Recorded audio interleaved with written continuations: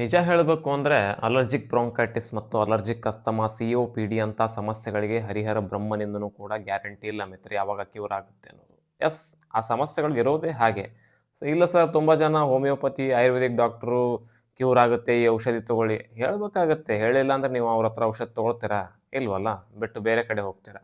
So cure ಅನ್ನುವಂಥ ಶಬ್ದದ ಅರ್ಥ ಏನು ಅಂದರೆ ಒಂದು 8 ದಿನ 10 ದಿನ 1 ತಿಂಗಳು ಟ್ರೀಟ್ಮೆಂಟ್ ತೊಗೊಂಡ್ಬಿಟ್ಟು ನಂತರ ಯಾವುದೇ ಮೆಡಿಸಿನ್ ಇಲ್ಲ, ಯಾವುದೇ ಡಾಕ್ಟರ್ ಸಹವಾಸ ಇಲ್ಲ, ತುಂಬ ಚೆನ್ನಾಗಿದ್ದೀನಿಪ್ಪ ಅನ್ನೋದಕ್ಕೆ ಕ್ಯೂರ್ ಅಂತಾರೆ.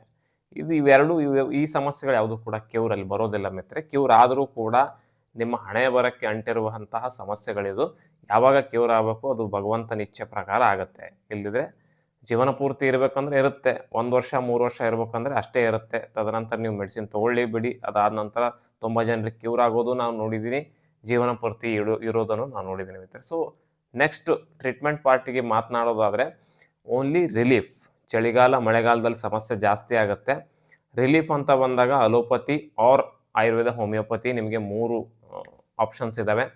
ಅಲೋಪತಿ ಲೈಫ್ ಸೇವಿಂಗ್ ಔಷಧಿಗಳು ಮತ್ತು ಇನ್ನೇನು ಜೀವನೇ ಹೋಗುವಂತಹ ಸಮಸ್ಯೆ ಇದೆ, ದಮ್ ಬರ್ತಾ ಇದೆ, ಉಬ್ಸ ಕಂಪ್ಲೀಟ್ ಬ್ಲಾಕ್, ಏನು ಆಗ್ತಾ ಇಲ್ಲ, ಏನೇನು ಸತ್ತೇ ಹೋಗ್ತೇನೆ ಅನ್ನೋದು ಫೀಲ್ ಇತ್ತು ಅಂದರೆ ಬ್ರಾಂಕೋಡೈಲೇಟರ್ಸ್, ಮ್ಯೂಕೋಲೈಟಿಕ್ಸ್, ನೆಬುಲೈಜೇಷನ್, ವಿಪರೀತವಾದ ಸಮಸ್ಯೆಗಳಲ್ಲಿ ಕೈಯಲ್ಲಿ ನರದಲ್ಲಿ ಡೈರಿಫಿಲ್ನಂಥ ಇಂಜೆಕ್ಷನ್ಸು, ಸ್ಟೀರಾಯ್ಡ್ ಇಂಜೆಕ್ಷನ್ಸು ಮಾಡಲೇಬೇಕಾಗತ್ತೆ. ಇದು ಲೈಫ್ ಸೇವಿಂಗಲ್ಲಿ ಬರುತ್ತೆ. ಇನ್ನೇನು ಪ್ರಾಣಾನೇ ಹೋಗುವಂಥ ಪರಿಸ್ಥಿತಿ ಇದ್ದಾಗ ಅದು ಬೇರೆ ಮಾತು.